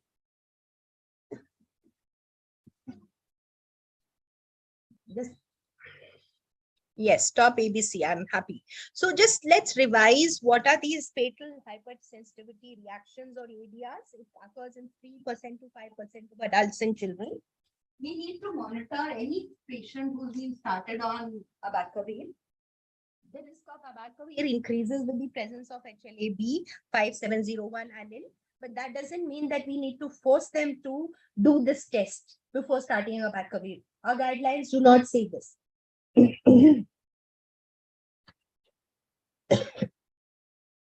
So hypersensitivity reaction to ABC, it's a multi-organ clinical syndrome characterized by rash or a sign and symptoms of any of these two or more of these. So any of these two or more of these symptoms or rash present in the child will indicate that we must suspect hypersensitivity reaction to abacavir. So what are these? Fever, constitutional symptoms like body ache, headache, running nose, GI symptoms, respiratory symptoms, pancreatitis, severe hepatomegaly, and lab and radiological abnormalities. I'll be speaking about it in the next slide. So what are the side effects or adverse reactions or toxicity of abacavir? The commonest is nausea, vomiting, fever, headache, diarrhea, rash, anorexia. But these are self-limiting. As the child continues to take abacavir, they subside on their own. You don't need to worry about this. But the less common and more severe is the serious or sometimes fatal hypersensitivity reaction, which I explained to you. So what are the lab reports, which I said lab and radiological abnormalities, which may indicate? So you may have, along with this rash, fever, constitutional symptoms, respiratory distress, if you have an abnormal NFT or elevated CPK, and creatinine, lactic acidosis, lymphopenia, pulmonary infiltrates. These can support the diagnosis of hypersensitivity reaction. This usually occurs during the first 6 weeks of therapy and mostly within first 15 days of Abacavir therapy. So, but remember that late onset, there have been reported even after a single dose of Abacavir. That is, the patient has started ART and the next day the patient comes. So don't think, so that's why the importance of this that occurs within the 6 weeks of therapy or even after single dose of Abacavir. Excuse me ma'am ma'am आपका आवाज थोड़ा कम ज्यादा आ रहा है. Okay. Now it's okay? Yes, yes. Sorry. So, बहुत कम. Should I go back to the slides? No, it's okay. What is this? Sound not correct. Okay, it's just recently. Where should I go back? One slide back? Just tell me. No, ma'am, no, it's okay. No? Okay. Sorry. So hypersensitivity reaction, the important thing is counseling parents. Parents need to be counseled. Don't scare them that Abacavir has started and there's an allergic reaction. No, you just need to tell them warning signs. That if the child develops rash, vomiting, headache, breathlessness, fever, please come back.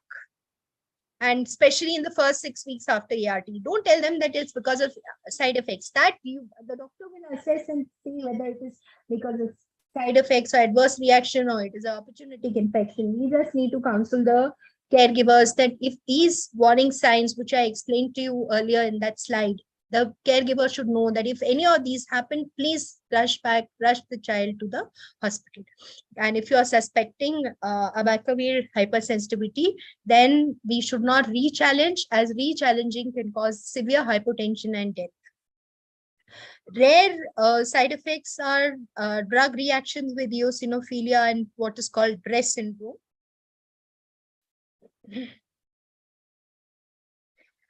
Am I audible now? Ma'am, you're audible. Yes. You want to wait for 2 minutes or something? No, you asked the participants, would they like to take a break for 5 minutes? No, we can continue, ma'am. Okay. So Zidovudine, most common side effect adverse reaction is hematological toxicity, which includes neutropenia, anemia, particularly in patients with advanced HIV disease. Risk factors are especially in those who are less than 200. The other common side effects with Zidovudine commonly seen is headache and vomiting. We used to put our children on Zidovudine and the commonest side effect they had was vomiting, which subsides after some time. It's a self-limiting. But hematologic toxicity is to be monitored, and but we said complete blood count needs to be monitored. As I told you, baseline 15 days after starting Zidovudine-based ART, then 1 month after starting Zidovudine-based ART, then 2 months, then 3 months, and thereafter every 6 months. Usually the adverse reactions, bone marrow toxicity due to Zidovudine occurs in the first 3 months. So, first 3 months after ART initiation. Rarely, though there are instances and case studies where it's happened after 2 years of taking Zidovudine, but the commonest occurrence of bone marrow toxicity is in the first 3 months after ART initiation. Less common or more severe are lactic acidosis and severe hepatomegaly, lipoatrophy, lipodystrophy, myopathy. These are late onset side effects of Zidovudine, and it's seen more with patients who are overweight and also have prolonged exposure to NRTIs. Cardiomyopathy is a rare complication, but it has been seen in children who have been on a long duration of Zidovudine. So if your child is having breathlessness and palpitations and difficulty in breathing, on walking, symptoms suggestive of cardiomyopathy, please do think of Zidovudine toxicity in those children. Tenofovir toxicity, the commonest and self-limiting are nausea, diarrhea, vomiting, flatulence, which subsides after some time. the severe toxicity due to tenofovir is bone toxicity, which is seen in children. That is reduced bone mineral density. And history of rickets and pathological fractures. It's more common in those children who have rickets, pathological fractures, and those who have risk factors like vitamin D deficiency, and they have other diseases causing osteoporosis. Very severe but rare side effect of tenofovir in children is the renal toxicity, similar to adults. It's the same thing, that is the serum creatinine will go up. You will have first glycosuria, proteinuria, phosphaturia, calcinuria, and decreased serum phosphate. So the same way how you monitor adults for renal toxicity, the children are also monitored. So hence you need to do a urine testing where you detect the blood sugar levels are normal, but the urine shows glucose present. So glycosuria with normal blood sugar levels indicates that this child may be having renal toxicity because of tenofovir. Rare but very severe is also lactic acidosis or severe hepatomegaly, and this occurs especially in obese children who have obese fatty liver changes in their liver because of obesity and have prolonged exposure to NRTIs. So what is the monitoring we need to do in children who have tenofovir toxicity? Renal and bone toxicity in growing children and adolescents remains a concern. There's limited data in India about what is happening in our Indian children who are taking tenofovir. So it's going to be very important if you have some children in CLHIV who develop toxicities due to tenofovir, please document them, share them with your SASIP. Because we have very limited data on these toxicities. So close monitoring for TDF in adolescents is very important. Careful growth monitoring is recommended. And low serum phosphate, that is bone mineral density losses also needs to be diagnosed. That is by doing the biochemical parameters. Lopinavir, ritonavir toxicity, most common is diarrhea, headache, asthenia, nausea, vomiting, rash. These are all self-limiting, and after some time they all subside.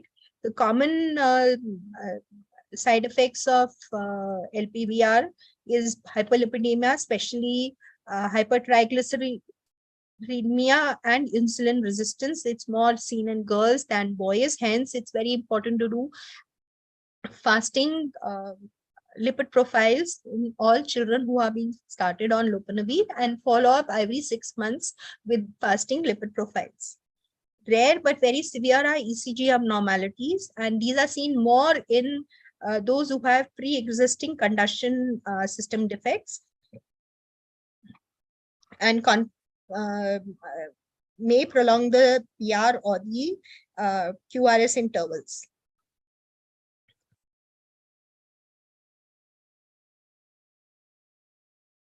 Sorry, I'll just share again. Yes, ma'am.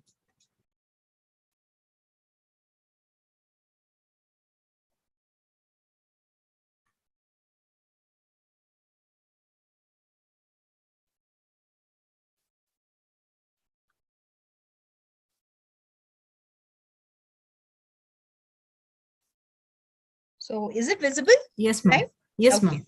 Okay, so let's talk about what is the Lpvr side effects which are seen in newborns.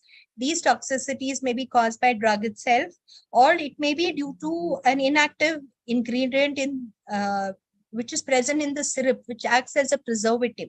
Most commonly, these side effects are seen. Hence, we say that do not give lopinavir, Lpvr syrup in babies less than 15 days of age, because it directly causes neurotoxicity. So there is increased toxicity, especially in premature infants. You have transient symptomatic adrenal insufficiency. You can have life-threatening bradyarrhythmias or cardiac dysfunction. You can have lactic acidosis, acute renal failure, CNS depression. And transient asymptomatic elevations of 17 hydroprogesterone levels are seen in term babies treated at birth with low Lpvr. So if you're going to be using syrup Lpvr in newborns, do not use it till 15 days of age. If you by chance you need to give Lpvr as an ARV prophylaxis in a baby, preferably give it after the baby is 15 days of age, and use it with caution in preterm babies. Side effects of DTG, most common are insomnia, headache. Some children also have drowsiness because of DTG. So what is the thing is that you change the dosing. If the child is having insomnia, then give it as a morning dose. If the child is having drowsiness, then you can give it as the night dose. Depending on what is the side effect, you can change the dosing time of dolutegravir. Very common is weight gain, so it's very important to monitor BMR for obesity. So in children, we have BMI charts which are available for monitoring those children who are on DTG, and to see whether their body mass index is rising, is it beyond obesity or not. And all this will be covered in the nutrition part of it. So I have not talked about it, but it's very important for small children to do growth monitoring in WHO charts. And for adolescents and older children, you need to find out what is the BMI. Charts are available. All these charts are available in the HIV care, the latest guidelines which have been released on HIV care and treatment as the annexures. Please go back and look at the annexures. The rare side effects are hypersensitivity reactions like rash, constitutional symptoms, hepatotoxicity, neuropsychiatric symptoms, especially in patients with a history of psychiatric illness. There's a small significant increase in risk of neural tube defects among infants born to women receiving DTG at the time of conception. When DTG was put into as a drug for use in the ART regimens in 2016, that time the neural tube defects was said to be 0.9%. And it was advised that those who are planning pregnancy should not be given DTG. Gradually, a Tempamo study was launched. It's a multi-centric study which studies the effect of neural tube defects in pregnant women who are being given DTG. And various reports at various stages have come up. In 2018, the incidence of DTG neural tube defects due to those infants who were born to women on DTG at conception had declined to 0.3%, and the latest which has been presenting in 2021 is 0.15%, which is a non-significant difference from those exposed to non-DTG ART regimens at conception. So it's become very minuscule amount, but you need to explain this small potentially increase in risk of neural tube defects with the parents, with the patients and caregivers. In children, it is more in adolescent girls. In our country, adolescent girls may get married early and may need this counseling before they plan their pregnancies. So though we are talking about pregnant women, but we have adolescents also who are who need to be counseled before they are started on DTG based regimens. A 13-year-old boy was diagnosed HIV positive, started on TLD. After proper baseline workup and preparedness counseling, on day 6 of therapy, complaint of drowsiness. So what is your diagnosis? Can you just put it in the chat box? What do you think it is? I just explained it while I was talking about the toxicity due to DTG. So the cause is that it's an adverse reaction to DTG. So what do we do? It is DTG-induced drowsiness. So what do? We just ask them to change the timing. The timing of TLD should be there so that this adverse effect is not there. So if the child is having drowsiness, then give the TLD at night. If the child is having insomnia, then give the TLD in the morning. Depending on what adverse reaction we change it. So now we talk about efavirenz. Yes, good. I'm so happy you all are answering in the chat box. Thank you. So efavirenz, though these drugs have been phased out, but there are certain children still on these regimens. So we just need to know what are the side effects. So efavirenz, less common is CNS toxicity, such as dizziness, insomnia, abnormal dreams, mental symptoms, depression, mental confusion. And it is seen more in those who have depression and mental disorders, baseline mental disorders. Convulsions are very rare. It happens more in those who have a seizure disorder. Less common side effect of efavirenz is hepatotoxicity, seen more in those who have underlying hepatic disorder or who are on other hepatotoxic drugs like ATT. Uncommon is severe skin and hypersensitivity reactions. These have been seen, and less common, but it occurs. A lot of patients had noticed this is gynecomastia due to long-term use of efavirenz. Just a few words about nevirapine, though it's been phased out, but still we must be aware of what are its side effects. Hepatotoxicity, severe skin rash and hypersensitivity, especially SGS syndrome, is commonly seen with nevirapine.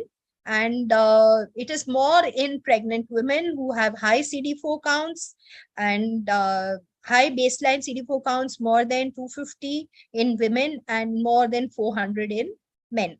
And it is also more common where nevirapine is given in patients who have underlying hepatic disease or they have concomitant use with hepatotoxic drugs. So we do not give nevirapine with patients who are on ATT. We shift the patient's ART to efavirenz when we are giving it along with ATT drugs. So now drug rash. Drug rash is one of the very common adverse reactions which are seen, especially in children. Nevirapine used to be the commonly blamed drug for rashes, but remember that drug rashes can occur because of lots of other drugs also. So you must remember, one is efavirenz, is also known to cause drug rash. Cotrimoxazole, very common, is known to cause drug rash. Hence, we always say that start cotrimoxazole before we start the ART drugs, because if the child develops a reaction or a drug rash due to cotrimoxazole, we'll be able to handle that. Or if we start both together, we would not be able to know whether it is because of cotrimoxazole or it is because of the ARV drugs.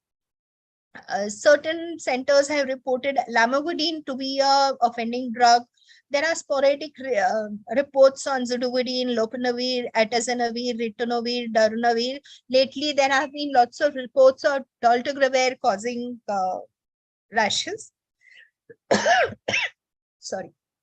So what is the management? We've talked about all the ADRs. So how do we manage these?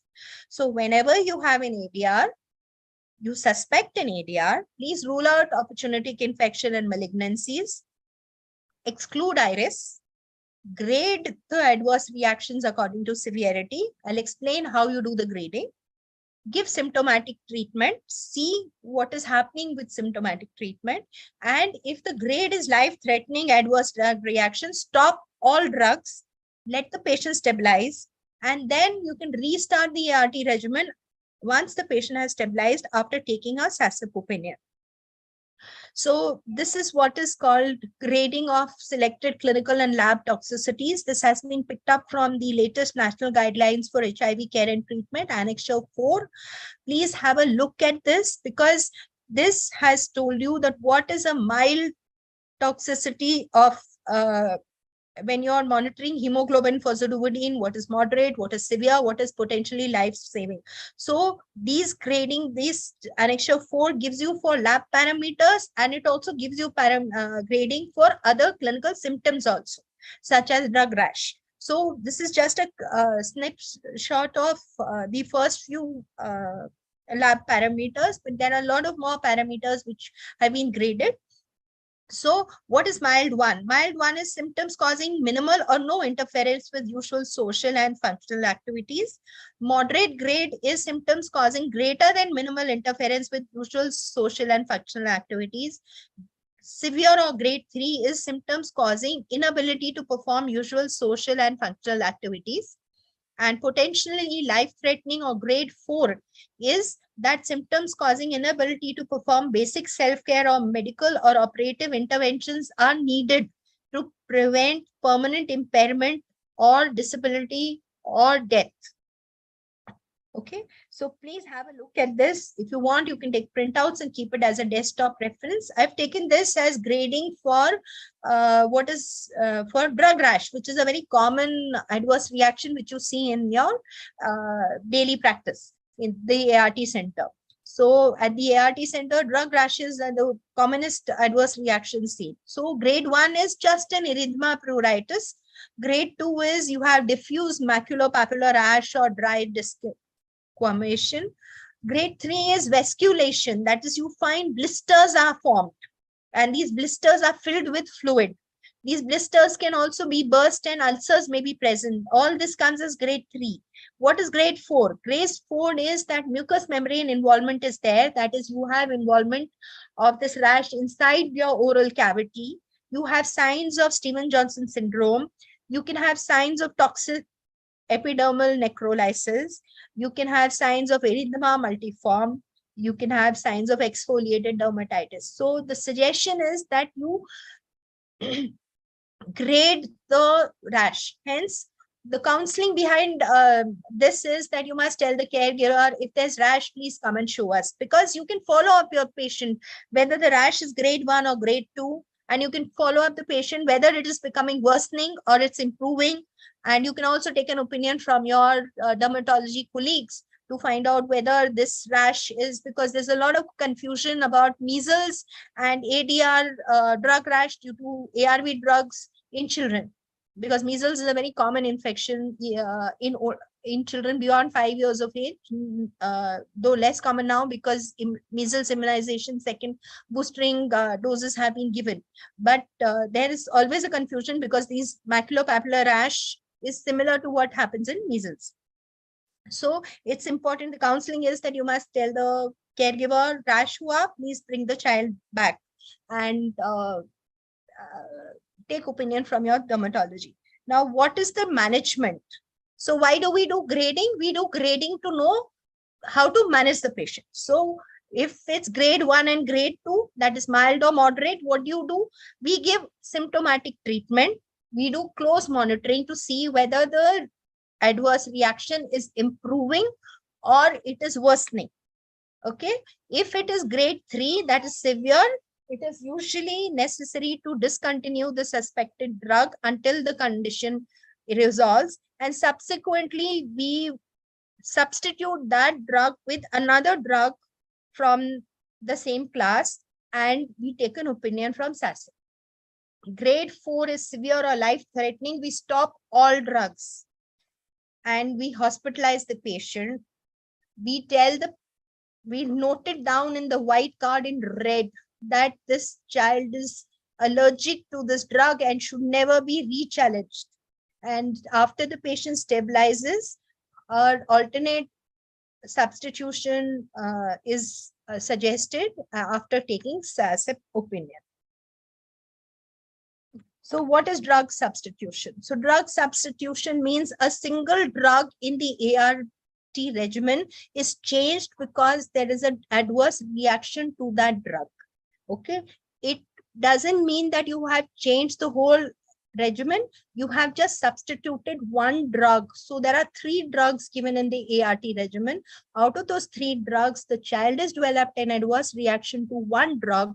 That one drug is substituted by another drug. And this regimen is called the alternate first line ART regimen. It does not mean, even though we have used a drug from the second line, which is usually given in the second line regimens, but this drug may be used as an alternate first line. It is not a second line ART regimen for this child. So what is switch? So how is switch different? Switch means that the whole ART regimen has been changed because of treatment failure. And what is treatment failure? Treatment failure means that there is viral load is more than 1,000 copies on 2 consecutive tests after giving 3 sessions of enhanced adherence counseling, and this regimen which this child was on is not working. Hence, the whole regimen has to be changed and the patient has to be switched to second line. Okay. So substitution, what are the general guidance? Single drug substitution is done for toxicity, and the drug change should be from the same ARV class. So if you develop adverse reaction to abacavir, we take an NRTI from NRTI. So when we did ART initiation, we discussed on various classes of drugs. So if there is adverse reaction to abacavir, we replace it with another NRTI. If there's an adverse reaction to lopinavir, we take another from that PI base. That is what is called substitution. Sometimes in children, we have very few drugs in our armory or in our this thing for pediatrics. So maybe sometimes that drug may not be available in the same class and we have to go to another class to pick up the drug. If there is life-threatening adverse reaction, stop all ARV drugs until the patient stabilizes, and thereafter start the revised regimen after taking sacipupinin. And those children who have dual toxicities. Now, what does dual toxicities mean?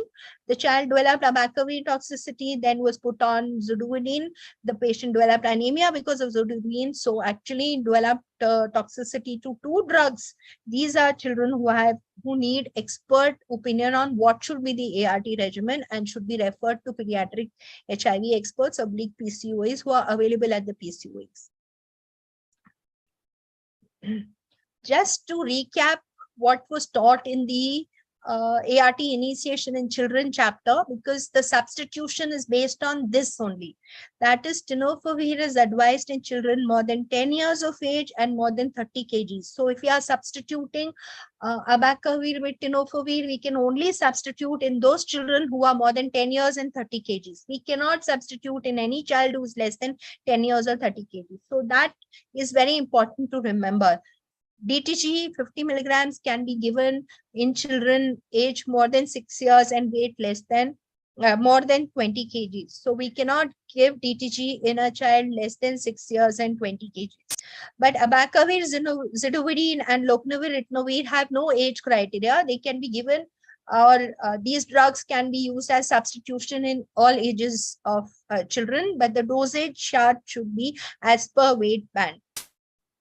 One thing to remember is that DTG 50 milligrams is the adult tablets, the film coated tablet, and its dosage is different from pediatric DTG. So pediatric DTG formulations can be given in children less than 6 years and weight less than 20 kgs, but we can only use pediatric DTG formulations which are dispersible and scored tablets. You cannot break tablets of DTG 50 milligrams, which is a film coated tablet, because the bioavailability of DTG 50 milligrams is very different from pediatric DTG formulation. So some medical officers have suggested that we break the tablet of DTG. Can't we do 50 milligram DTG in children less than 6 years and 20 kgs? Sorry, only pediatric formulations which are dispersible can be used in children less than 6 years and 20 kgs of DTG pediatric formulation.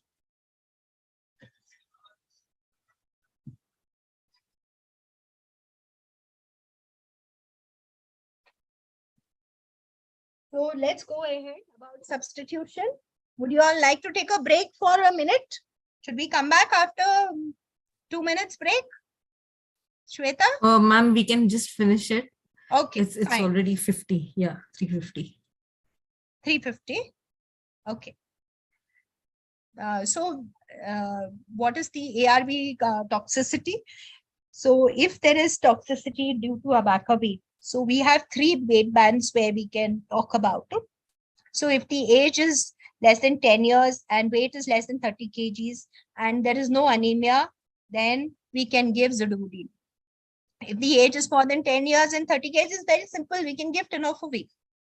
But if the age is less than 10 years and less than 30 kgs and there is anemia, then we are in a fix now, because we can't give zidovudine, we cannot give tenofovir. So you would need to take advice from a pediatric expert or PCOE to find out what regimen this child can take. So it's very important to consult, especially in those children who have abacavir toxicity and are less than 10 years and 30 kgs and have anemia.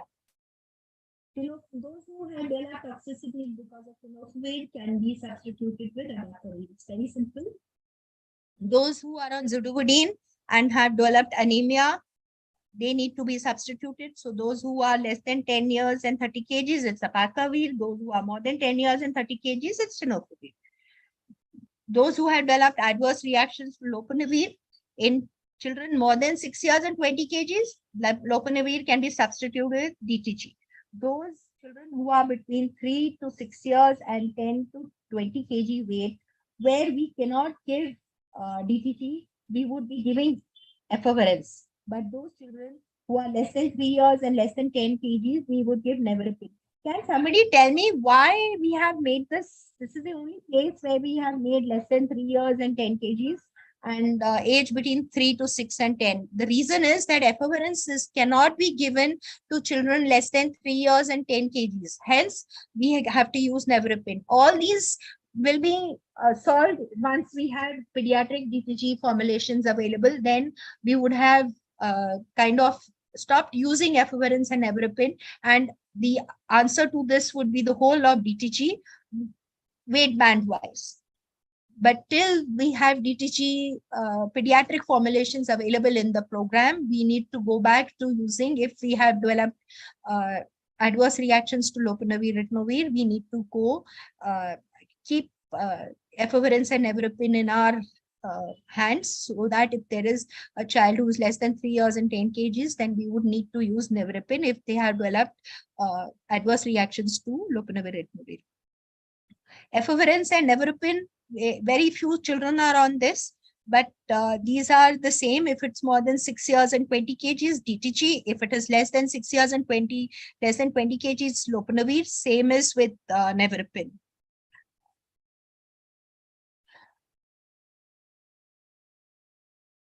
Okay, sorry.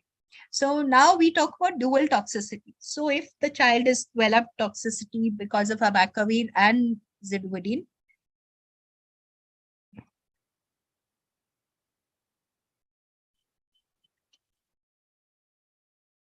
so the question which somebody has asked is that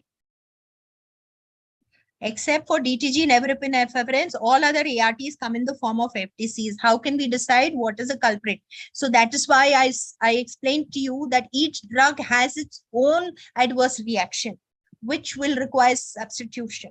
So the adverse reactions of DTG and lopinavir, ritonavir are not matching except for hepatotoxicity. That you would need to take an opinion from a pediatric, a PCOE or a pediatric thing.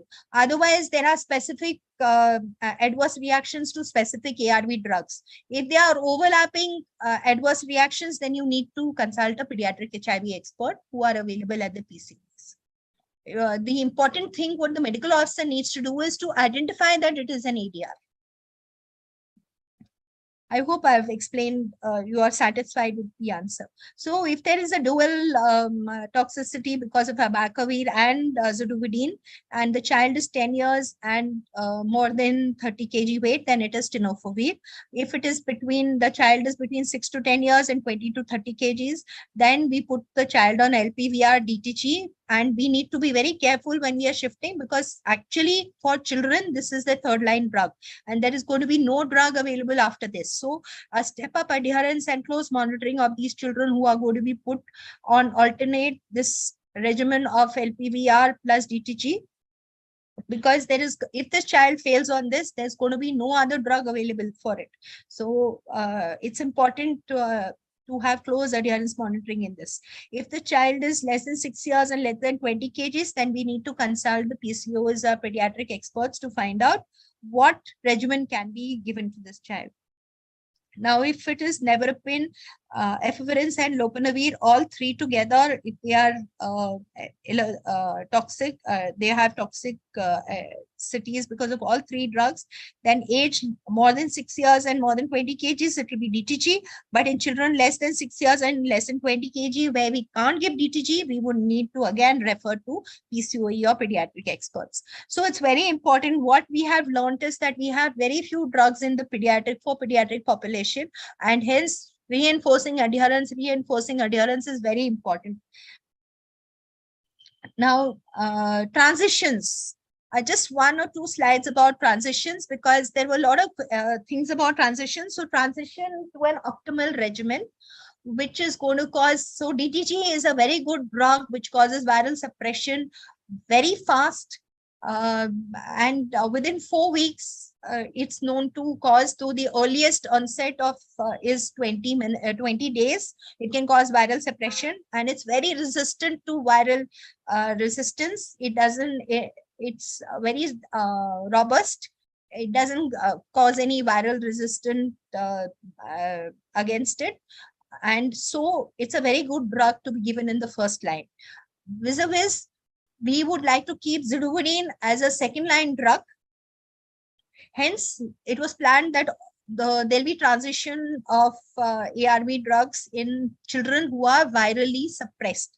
So these transitions, before we do these transitions, we need to do a viral load testing. Okay, so those who are on ZLN, ZLE, ALN, those who are less than 20 kgs would be given AL plus Lpvr, and we would further transition them to DTG based regimen more than when they become more than 20 kgs. That is, we would give AL plus Lpvr and shift them to TLD once the child becomes more than 20 kgs. Similarly, between more than 20, but between 20 and 30 kgs, AL DTG, and we would transition it to not TLD, it should be TLD when they reach more than 30 kgs in virally suppressed children. More than 30 kgs, we would make it TLD. ALE would be transitioned if the child is less than 20 kgs. We would continue this child unless there is treatment failure. So we are talking about virally suppressed, and we would transition to TLD when the child reaches more than 20 kgs.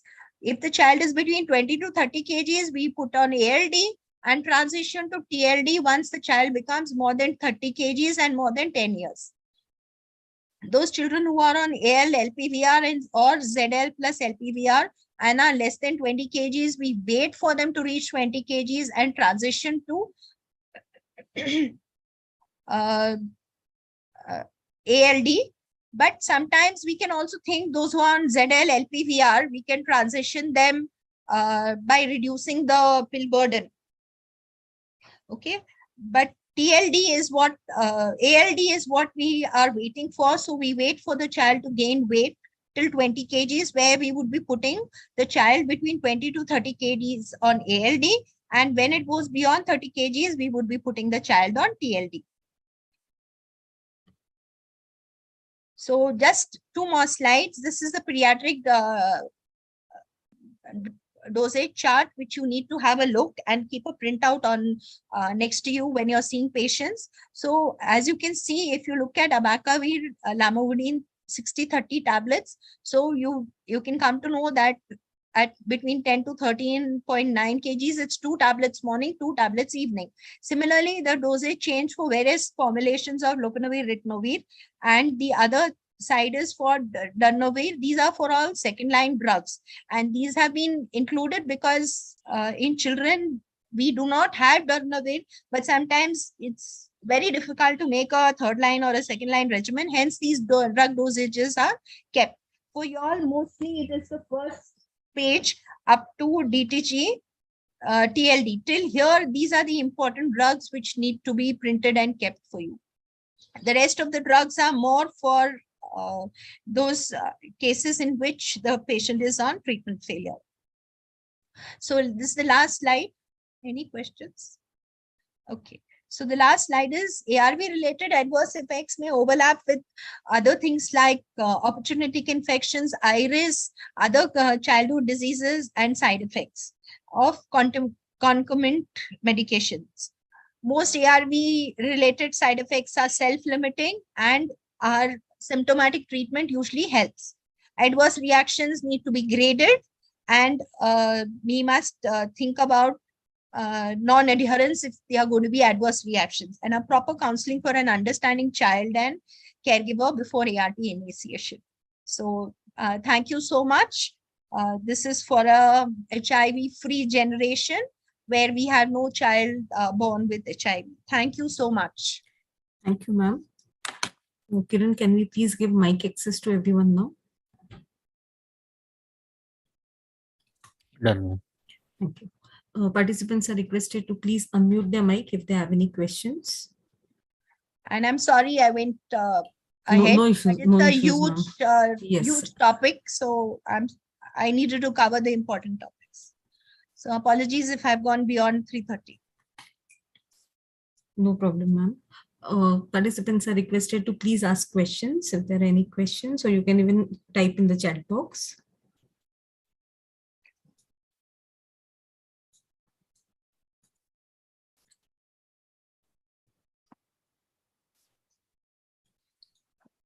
Ma'am, I don't think there are any questions. I don't think there are, so you can do the post test. Right. And if you receive any questions, because I think everyone's exhausted, they can send you by email, and you can share the questions with the by We'll do email. that, ma'am. Thank you so much for your time, ma'am. So let me just talk then. Thank you so much. You've been very interactive participants. And if you ever have any questions, please email them to Shweta and she'll share it with me. So thank you and all the best in your monitoring of children living with HIV. Over to you, Shweta. Thank you, ma'am. Participants are requested to quickly go through the post-test. I know we are beyond time. This will take less than 2 minutes. 5 questions in all. Same questions as the pre-test. Please scroll through your screen. Answer all the 5 questions.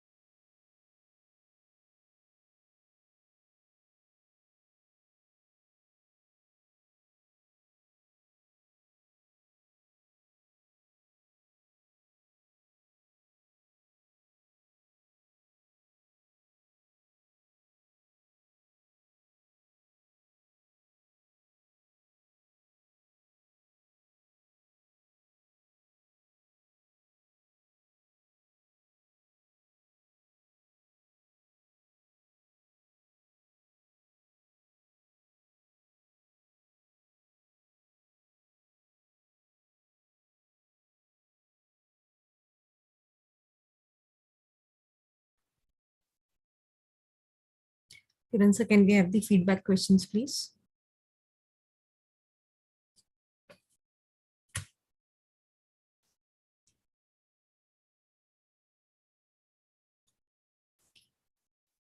The feedback questions are now visible on your screen. There are 4 questions in all. Please scroll through the screen and answer all the 4 questions.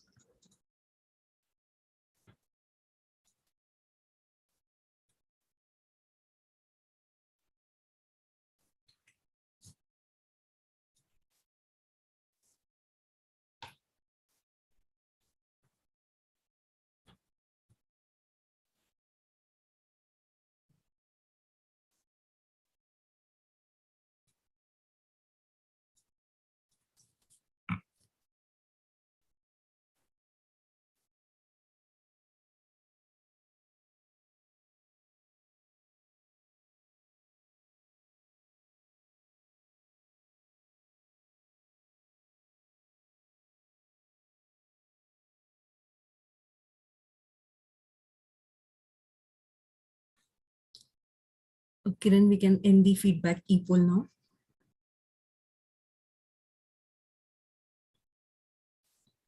Thank you to all the participants for patient listening and being interactive throughout the session. The next session is on 10th of August, that is Wednesday. The topic is treatment failure and switch to second line ART in children with HIV. Thank you, Rohini ma'am, once again for joining us for this session and for your valuable time. We can conclude this session now. Thank you.